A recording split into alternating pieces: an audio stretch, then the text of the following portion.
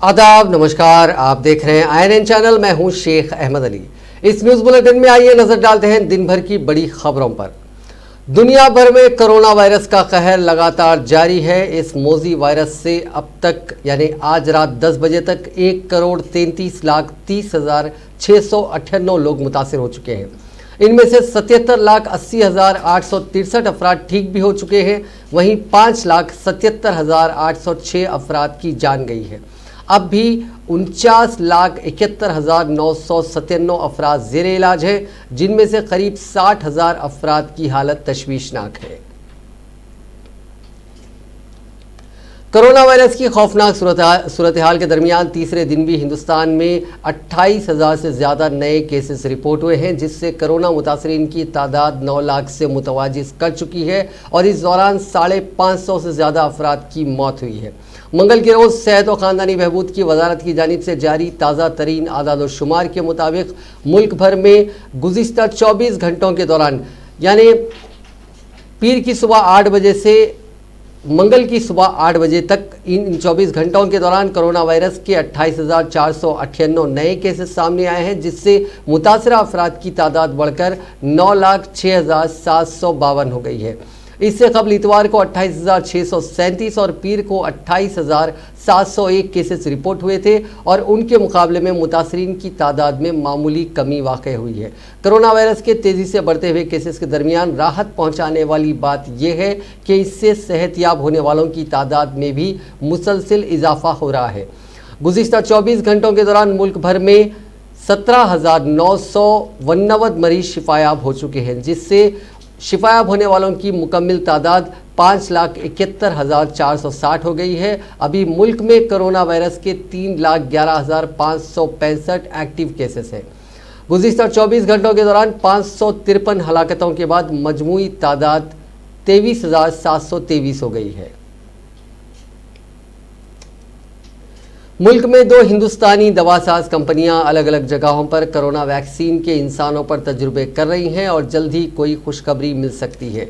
Indian council of medical research के director general doctor Balram Bhargava ने मंगल के रोज़ एक प्रेस कॉन्फ्रेंस में बताया कि मुल्क की 2 दवासाज कंपनियां कोरोना वैक्सीन का ट्रायल मुख्तलिफ मकामात पर 1,000 अफराद के ग्रुप पर कर रही हैं। इन कंपनियों ने वैक्सीन के गलत असरात की स्टडी चूहों और दीगर जानवरों पर पहले ही कर ली है और उसके नतायज drugs controller general of India को सौंप दिए थे। उन्होंने कहा कि वहां से रवा माह के आगाज़ में मंजूरी मिलने के बाद ये कंपनियां अब इंसानों पर कोरोना वैक्सीन का ट्रायल कर रही हैं। इस सिमत में national institute of virology Pune में भी काम जारी है और साइंसदान दिन रात अनथक मेहनत कर रहे हैं। डॉक्टर भार्गव ने कहा कि दुनिया में सप्लाई की जाने वाली दवाओं में हिंदुस्तान की हिस्सेदारी 60% है और दीगर बीमारियों के खिलाफ इस्तेमाल की जाने वाली वैक्सीन की 60% सप्लाई हिंदुस्तान ही करता है, जिसके सिलसिले में दीगर ममालिक हिंदुस्तान के राब्ते में हैं।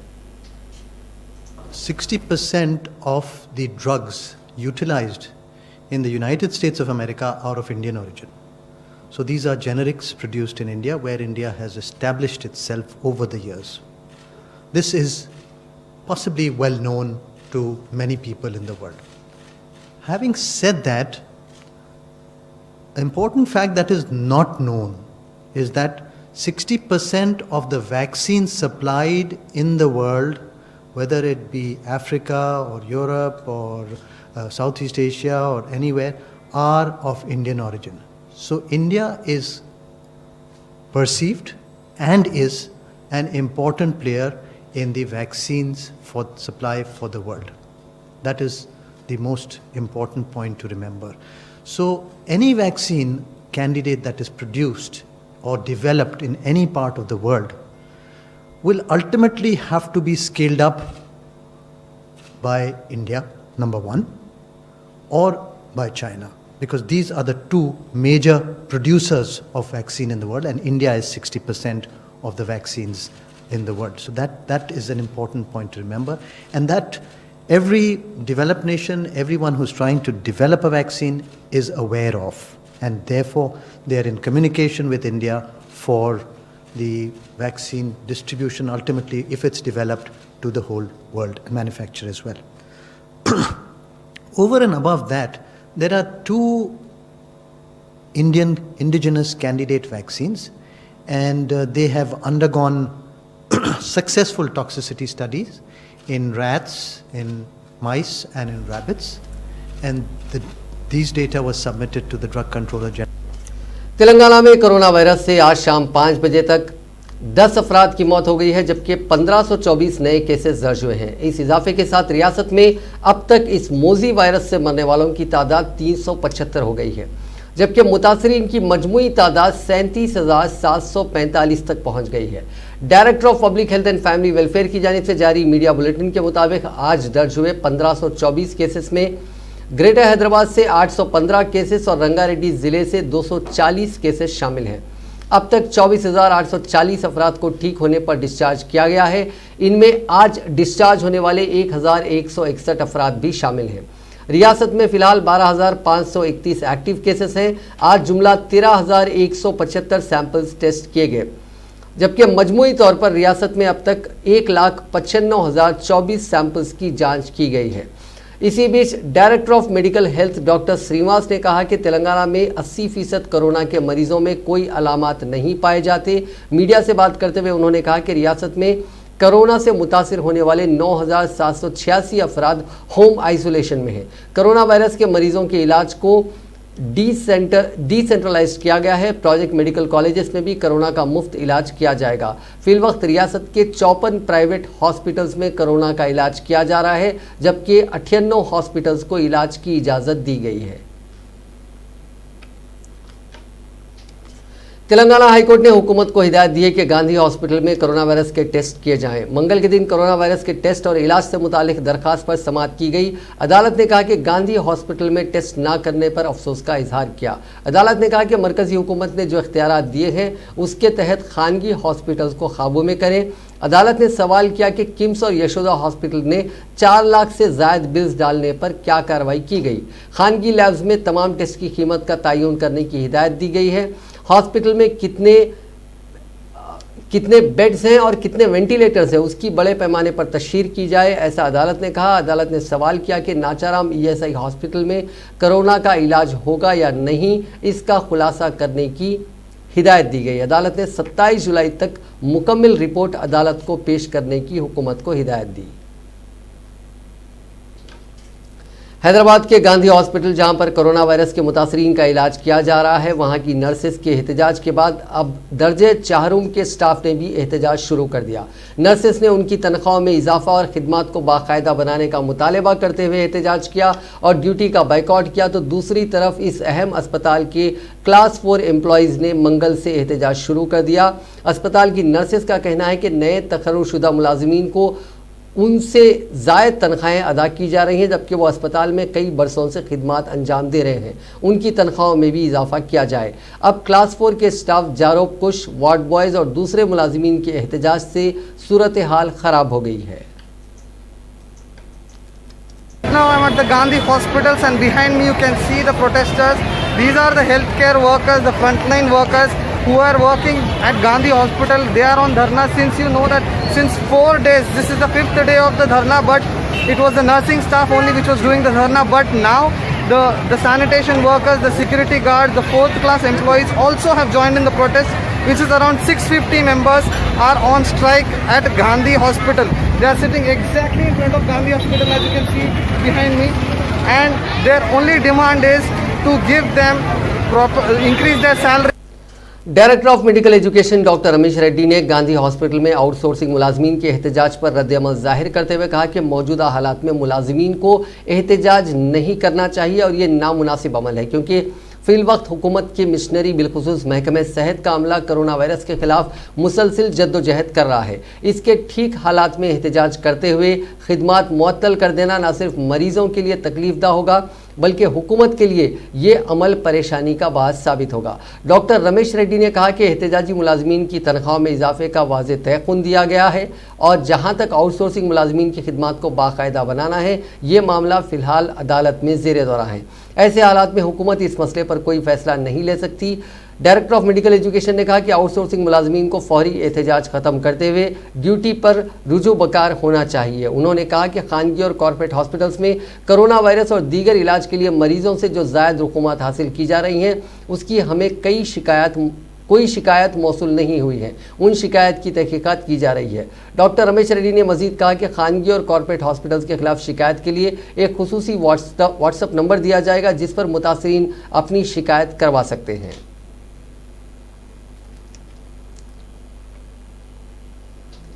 कोविड-19 के मरीजों के तिब्बी ज़रूरियात की तकमील और अहम मशवरों के लिए तेलंगाना हुकूमत की जानिब से शुरू करदा कॉल सेंटर्स काफ़ी फ़ायदेमंद साबित हो रहा है।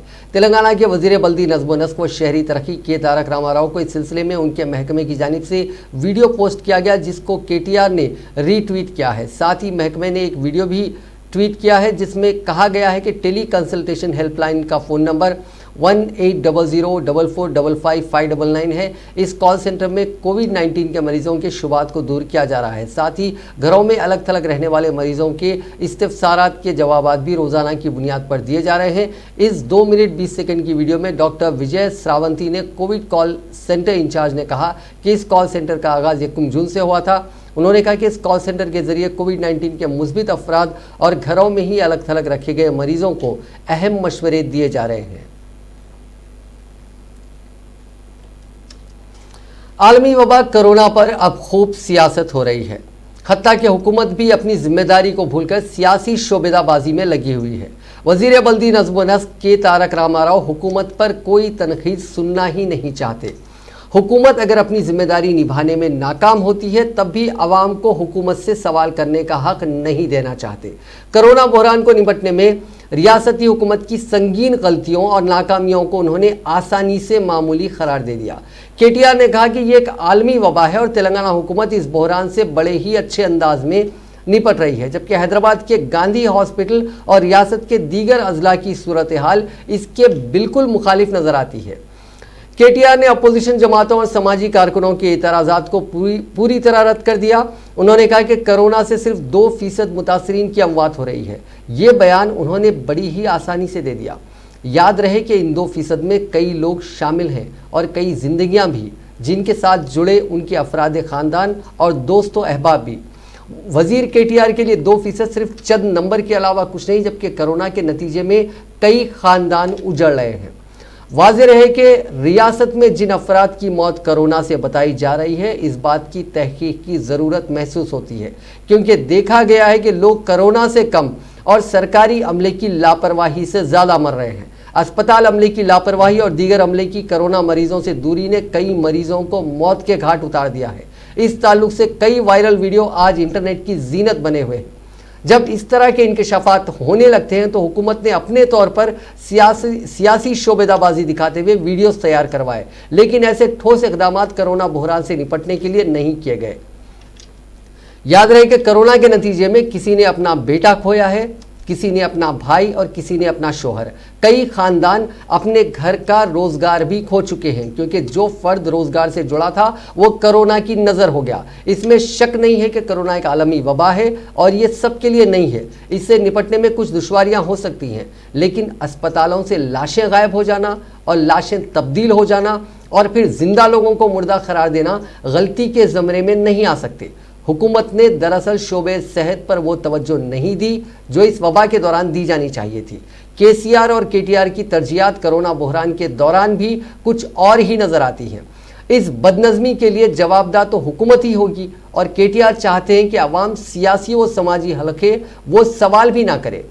दूसरी अहम बात यह है कि कोरोना जिस तेज़ी से फैला उससे कहीं तेज़ इस बीमारी का खौफ फैल गया है, जिसके नतीजे में लोग खौफ का शिकार हो रहे हैं और इस वबा का डट कर मुकाबला नहीं कर पा रहे हैं। ऐसे में ज़रूरत सिर्फ इस बात की है कि आवाम कोरोना से बचने की तमाम तरह एहतियात करें और अगर इससे मुतासिर हो जाएं तो हिम्मत से इसका मुकाबला करें।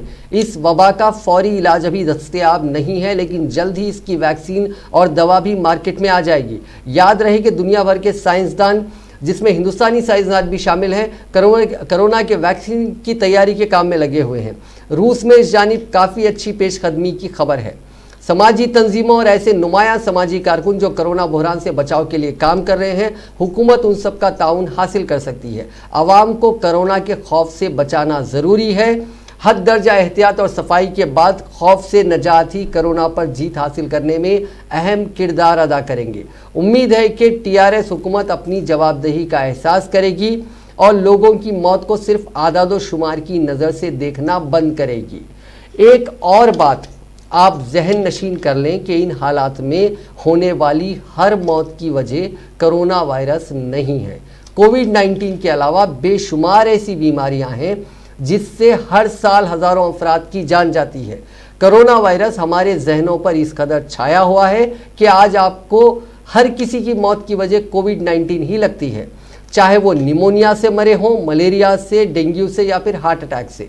हर मौत की वजह को आप और हम कहीं ना कहीं कोरोना से जोड़ने की कोशिश कर रहे हैं और मजीद खौफजदा हो रहे हैं। आपको याद होगा कि पिछले साल डेंगू ने न सिर्फ हैदराबाद बल्कि पूरे तेलंगाना में खैर बर्पा कर दिया था। डेंगू इस साल भी है, दिल की बीमारियां अब भी हैं, आज भी लोग निमोनिया, मलेरिया और दीगर बीमारियों का शिकार हो रहे हैं। ऐसे में हर मर्ज और हर मरीज को कोरोना से जोड़ना मुनासिब नहीं है। इंडिया हेल्थ रिपोर्ट 2019 में साल 2017 तक के मुख्तलिफ बीमारियों से मुतासरीन और अमवात का अहाता किया गया है। ये रिपोर्ट ऑनलाइन भी मौजूद है, एक बार इस रिपोर्ट को आप ज़रूर देखिए। इस रिपोर्ट के कुछ पॉइंट्स हैं जो मैं आपके सामने रखना चाहता हूँ। इस रिपोर्ट में बाज़ाब्ता खुलासा किया गया है, जहाँ पे जो बीमारियाँ कवर की गई उसमें malaria, chikungunya, acute encephalitis syndrome, Japanese encephalitis, dengue, इसमें 2014, 15, 16, 17 के केसेस हैं। अगर मैं आपको सिर्फ बहुत ही मलेरिया के अगर मैं आपको वाक़यात बताऊं तो मलेरिया के 2014 में 5189 केसेस, 5189, 2015 में 10951, 2016 में 3512, 2017 में 2688। यानी ये कई और बीमारियां हैं जो आज भी मौजूद हैं जिससे लोग मुतासिर हो रहे हैं और मर भी रहे हैं।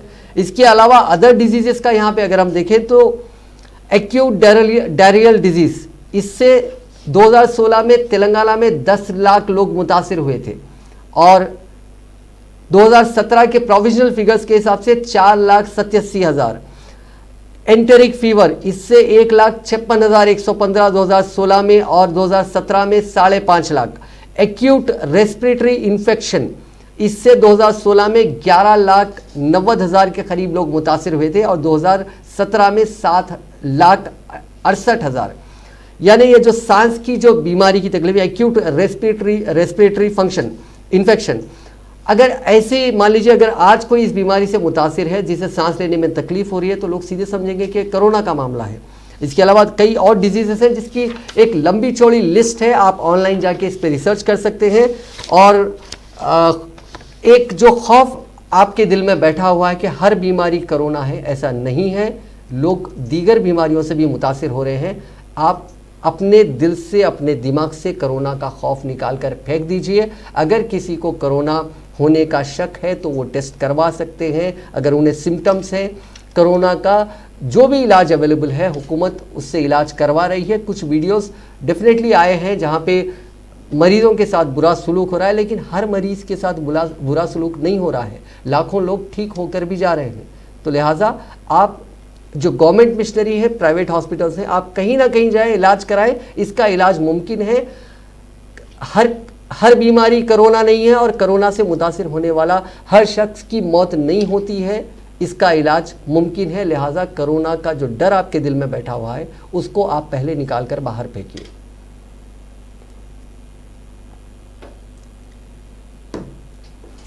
तेलंगाना पीसीसी के सदर व रुकने पार्लियामेंट नलगुंडा उत्तम कुमार रेड्डी ने कहा है कि कोरोना के टेस्ट करने के मामले में रियासत तेलंगाना आखिरी से दूसरे मकाम पर है और मुस्बित केसेस की शरह दीगर रियासतों के मुकाबले में ज़्यादा है। उन्होंने कहा कि टेस्टिंग के मामले में हुकूमत शफाफियत नहीं बरत रही है। उन्होंने पार्टी कायदीन और कारकुनों से कहा कि 18 जुलाई को सुबह 10 ता शाम 5 बजे तक speak up Telangana online social media तशहीर के दौरान हुकूमत की नाकामियों को पेश करें।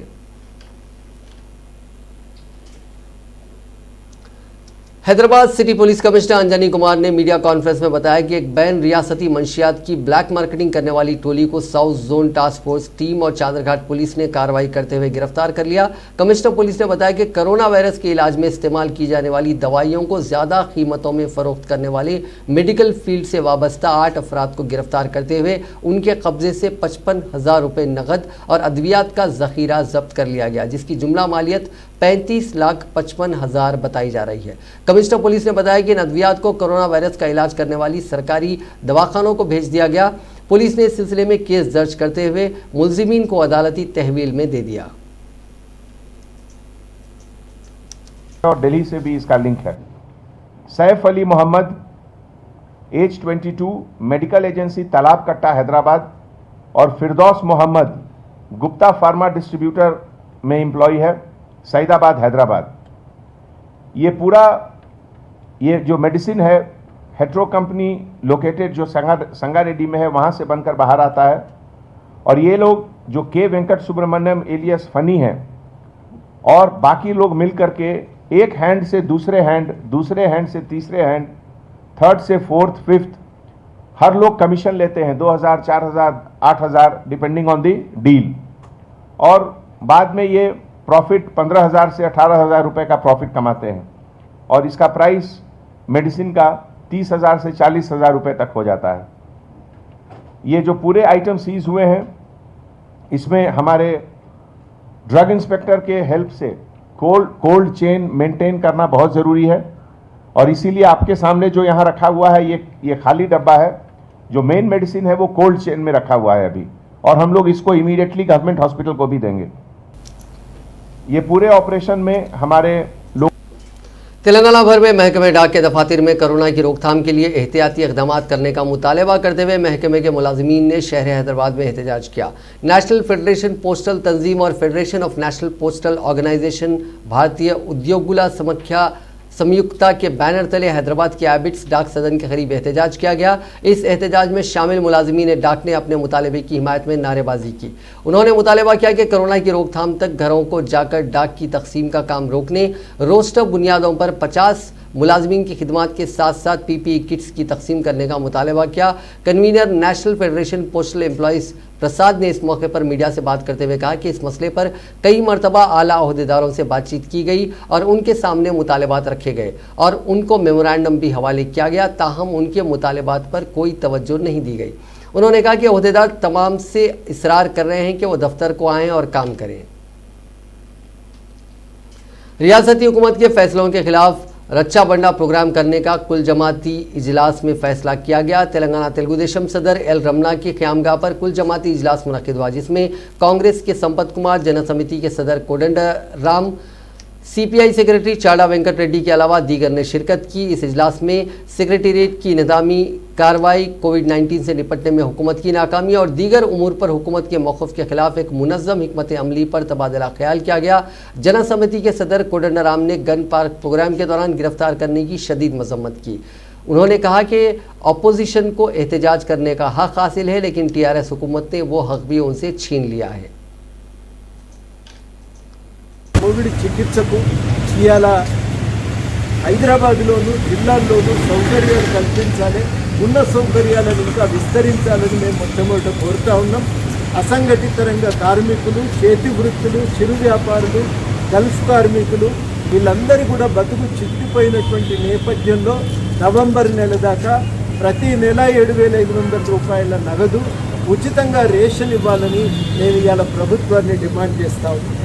మూడోది ఏంటంటే తొలగించిన కాంట్రాక్టు, అవుట్సోర్సింగ్ ఉద్యోగులందరినీ కూడా వెంటనే విధుల్లోకి తీసుకోవాలి. ఇది చాలా చాలా కీలకమైన డిమాండ్. పాపం అందరి బతుకులు ఇవాళ రోడ్ల పడిపోయినాయి. ఇవాళ అదేవిధంగా ఏంటంటే ఈ కాంట్రాక్టు, అవుట్సోర్స్ పర్ఫార్మెన్స్ ఉన్నటువంటి రాష్ట్రం ఏది అంటే అది తెలంగాణ రాష్ట్రం. టీఆర్ఎస్ ప్రభుత్వం కల్వకుంట్ల కుటుంబ కబంధ హస్తాల్లోని ప్రభుత్వము ఈరోజు యావత్ భారతదేశంలో అత్యంత దుర్భర ఆరోగ్య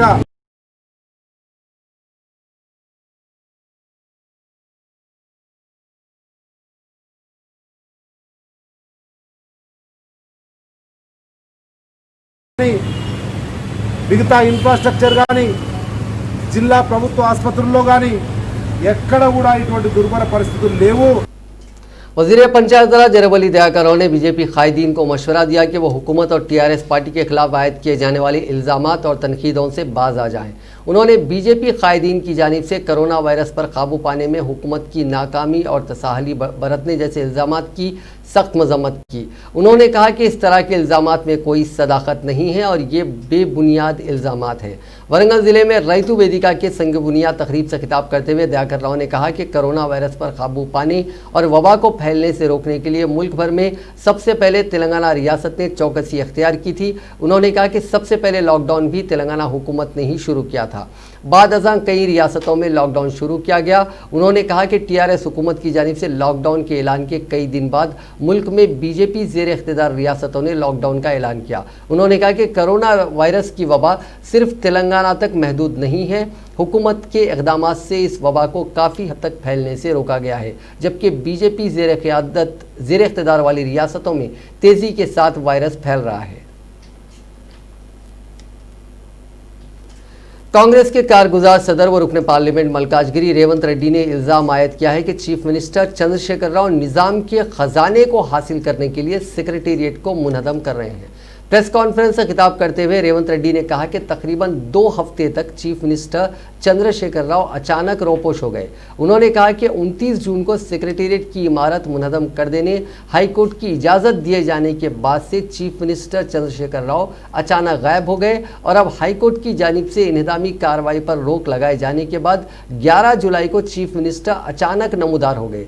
रेवंत रेड्डी ने कहा कि सेक्रेटेरिएट के G ब्लॉक में निज़ाम का खजाना है। इस सिलसिले में अब तक कई अखबारात ने भी इसकी इत्तला दी है। उन्हें ऐसी इत्तलात मिली हैं कि खजाने के लिए ही आधी रात को सेक्रेटेरिएट मुनहदम करने की कार्रवाई शुरू की गई। कांग्रेस कायदीन ने कहा कि सेक्रेटेरिएट में निज़ाम दौर की इमारतें हैं जिसका शुमार आसार खदीमा में आता है। ऐसे में हुकूमत को चाहिए था कि वो आसार खदीमा के अहदेदारों की मौजूदगी में इन्हिदामी कार्रवाई करे, लेकिन तमाम उमूर को राज में रखा गया। रेवंत रेड्डी ने रियासती हाईकोर्ट से दरख्वास्त की है कि वो इस मामले में अज खुद कार्रवाई के तहत तहकीकाती कमेटी तश्कील देते हुए इन्हिदामी कार्रवाई की तहकीकात करें। कांग्रेस कायदीन ने कहा कि सेक्रेटेरिएट के G ब्लॉक के पास एक सुरंग भी है जो शहर के मुख्तलिफ इलाकों को निकलती है। सेक्रेटेरिएट से मुतालिक mint compound, home science college और सैफाबाद कॉलेज तक इस सुरंग का रास्ता है। हबीबनगर पुलिस स्टेशन हुदूद में नामालूम अफराद ने खुद को पुलिस एहलकार जाहिर करते हुए एक 65 साला बुजुर्ग खातून को धोखा देकर 8 तोला सोने के जेवरात लूट कर फरार हो गए। मुतासिरा खातून ने बताया कि आगापुरे में वाक़ जैन मंदिर में पूजा के बाद घर वापस लौट रही थी कि सीताराम बाग इलाके में 2 अफराद ने उनको रोका और ख़ुद को पुलिस एहलकार जाहिर करते हुए रास्ते में आगे ख़तरा बताते हुए उनके पास से सोने के जेवरात हासिल करते हुए कागर में महफूज करने का बहाना बनाकर जेवरात लेकर फरार हो गए। बुजुर्ग खातून G माला जैन ने हबीबनगर पुलिस स्टेशन में शिकायत दर्ज करवाई है। पुलिस ने इस सिलसिले में केस दर्ज कर लिया और CCTV फुटेज की मदद हासिल करते हुए मसरूफ़ तहकीकात है। यहाँ से मंदिर को गई थी। एक मिनट मैं जैन मंदिर से आ रही थी। गुनमाला जैन है मेरा नाम। मैं जैन मंदिर से आ रही थी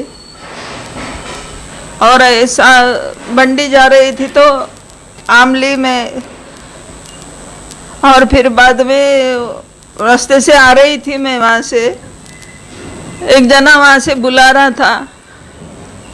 रेती के पास एक रेती बेचते नहीं, रावण जलता उधर, वो कार्नल के ऊपर उन्होंने बुलाया मेरे को। तो मैं बोली क्या को बुला रहा कि भैया बोली मैं, तो उन्होंने बोला मैं पुलिस का आदमी हूँ। बोले ये चीज़ा काई को पहनते अम्मा, बोले बहुत डर है। बोले कल बोले मटर हुआ तुमको नहीं मालूम क्या, धोबी गली।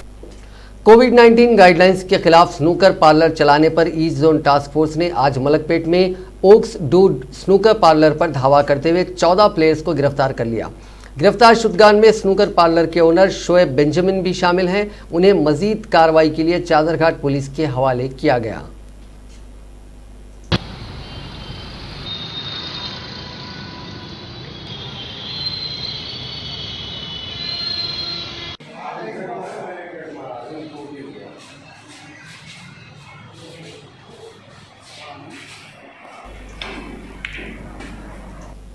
शंकरपल्ली के इलाके एलावर्ती में अराजी तनाजे पर एक पोतरे ने दादी को जिंदा जला दिया। तफसीलात के मुताबिक 55 साला ज़ईफ खातून कासम्मा साकिन शंकरपल्ली जिला रंगारेड्डी को एक बेटा और 3 बेटियां हैं। उनकी शादी हो चुकी है। हाल ही में कासम्मा ने अपनी जायदाद बेटे और बेटियों में तकसीम की। इस बात से कासम्मा का पोतरा शिवा कुमार नाखुश था, जिस पर वो अपनी दादा और वालिद से झगड़े कर रहा था। मंगल की दोपहर शिव कुमार ने अपनी दादी से झगड़ा करते हुए उसके जिस्म पर पेट्रोल डालकर जिंदा जला दिया, जिसके नतीजे में वो बरसरे मौका हलाक हो गई। शंकरपल्ली पुलिस ने जिमन में कत्ल का मुकदमा दर्ज करते हुए कासम्मा की नाश को चिवड़ा हॉस्पिटल के मुर्दा खाने मुंतकिल किया और मफरूर शिवा कुमार की तलाश कर रही है। नाजरीन, इस न्यूज़ बुलेटिन में बस इतना ही। देखते रहिए INN चैनल।